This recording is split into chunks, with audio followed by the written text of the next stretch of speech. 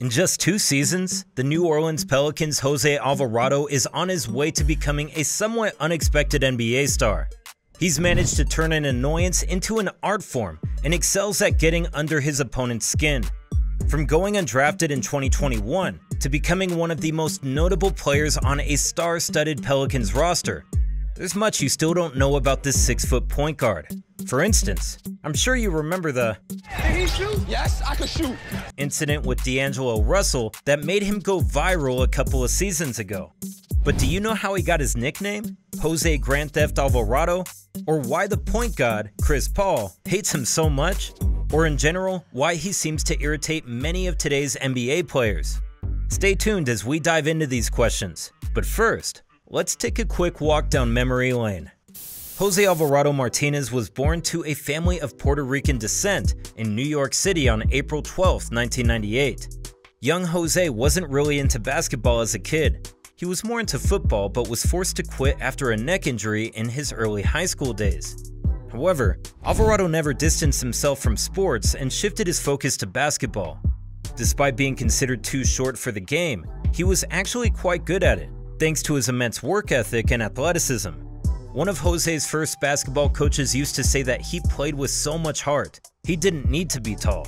Alvarado worked hard to perfect his skills and became the best player on his high school team, winning both the Catholic High School Athletic Association Player of the Year and the Times-Ledger Player of the Year awards.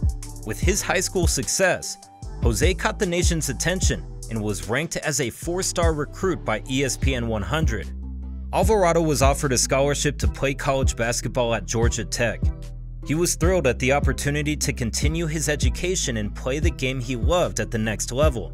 At Georgia Tech, he quickly made a name for himself as a talented and hard-working point guard.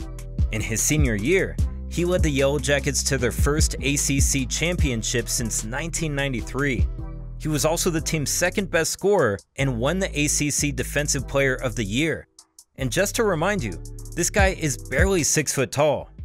After his senior year, Jose decided to enter the 2021 NBA draft. He knew it was a risky move, but he felt ready to take on the challenge of competing at the highest level. He worked hard to prepare for the draft, spending several hours on the court and in the gym every day. But on draft day, somewhat surprisingly, he went undrafted. Some would say it was due to a lack of willingness by the NBA teams to take a chance on a 6-foot unorthodox point guard. However, on August 19th, he signed a 2-way contract with the New Orleans Pelicans, splitting his time between the Pelicans and their G League affiliate, the Birmingham Squadron. Jose worked relentlessly to earn a spot on the Pelicans roster and quickly became a fan favorite with his energetic play and strong defensive skills.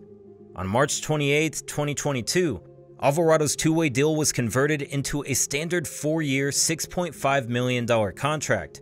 Jose expressed his feelings about the signing. "It's amazing. It's another dream come true. It was just a shock.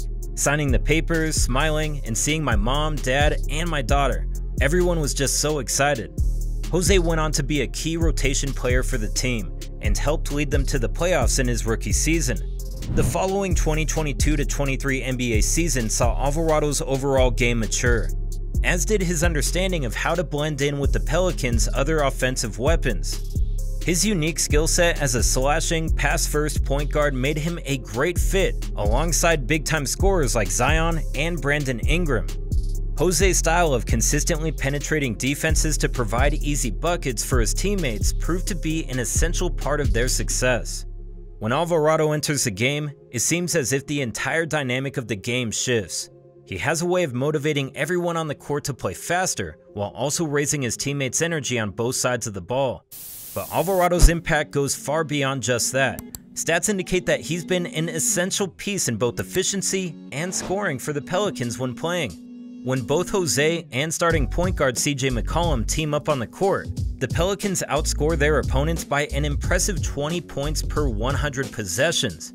The margin becomes even more dominant at 29 points per 100 possessions when Alvarado pairs with Ingram.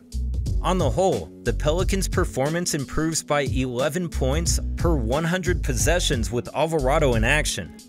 In a December game against the Denver Nuggets, Jose set a career high, scoring 38 points and leading the Pelicans to a 121-106 win. His upward trajectory continued when during the 2023 All-Star Weekend, he clinched the Rising Stars Challenge MVP title with a game-winning shot.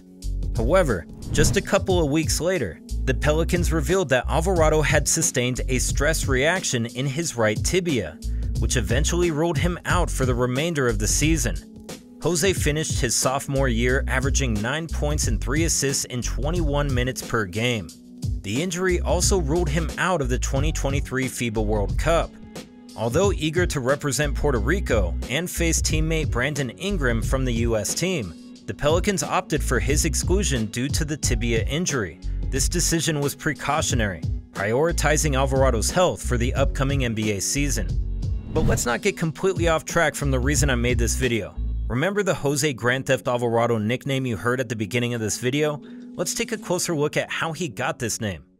Jose has a knack for getting into his opponents' heads. Just take a look at how he riled up Houston's Kevin Porter Jr. using impeccable stealing abilities. He's managed to make almost every NBA guard feel uneasy. This maneuver isn't just effective, it's become a trademark of Jose's play on the court. Just take a look.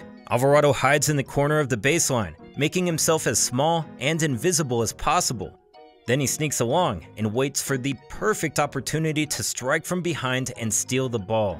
Jose does this to everyone, even to Chris Paul, one of the best point guards in NBA history. Speaking of Chris Paul, his intense rivalry with Jose traces back to the aforementioned 2022 playoffs. The electric atmosphere and high stakes of the first-round playoff series ignited this fierce competition. The then-rookie Alvarado became one of the Pelicans' surprises that season, and when it came time for the playoffs, Jose had the chance to put his tenacity to good use when he faced Chris Paul. He swiftly zeroed in on the 12-time All-Star. Jose hounded him like a dog, tormenting CP at every opportunity. He successfully executed his Grand Theft maneuver in Game 4, marking the first of his 3 steals against Paul in the 6-game series. I got him. That's one thing I wanted to do. I actually had him on my list, Jose said after the game. Jose's relentless backcourt pressure resulted in a few 8-second violations against Paul as well. I ain't running from any smoke. It's nothing personal. I'll stand my ground, pick up full court, and make the game difficult for him. In the post-game presser, CP3 shrugged off Alvarado's antics, even purposely mispronouncing Jose's last name. Alvarado. But this former Sun star's on-court behavior revealed his growing frustration. Initially, Paul reacted to Jose with visible frustration, swiping his arm dismissively as if to ward off an annoying insect when the rookie made his sly moves. By Game 5, Alvarado's antics had brought out a more aggressive side in CP. In response, the guard took a low shot, kicking Alvarado directly in the groin. While the NBA handed Paul a flagrant foul for his actions, it didn't deter him. In Game 6, he swung back an elbow during a layup attempt, striking Alvarado in the chin and chipping his tooth. He's a Hall of Famer, I respect that, but you can't do stuff like that, Alvarado later responded. All of this added an interesting layer to the back-to-back matchup last December between the Pelicans and Suns. In the first game, CP3 lashed out at Alvarado's neck with his elbow, and moments after the Suns targeted Zion for his provocative slam dunk seconds before the end of regulation, clinching a 128-117 win for the Pelicans. Jose, however, had to play through a rib injury that Chris Paul intentionally targeted during a layup attempt in the second half. After the game, he said he didn't want to miss the matchup, especially considering whom he would be facing. And in a noticeable tone change from the beginning of the feud, he didn't even refer to Chris Paul by name. But if that person plays, I'm playing. But unfortunately for Jose, Devin Booker showed up big time in the second game, scoring 58 points and securing the Suns a 118-114 victory. While Chris Paul and Jose Alvarado didn't clash this time, we will surely be paying attention to their next meetup. Another thing to pay attention to is Shai Gilgeous-Alexander. The 25-year-old had a breakthrough season last year, averaging almost 32 points on an exciting and highly talented Oklahoma City Thunder team. I've made a video about SGA, his incredible NBA journey, and why many believe he might be an MVP contender next season. Check it out.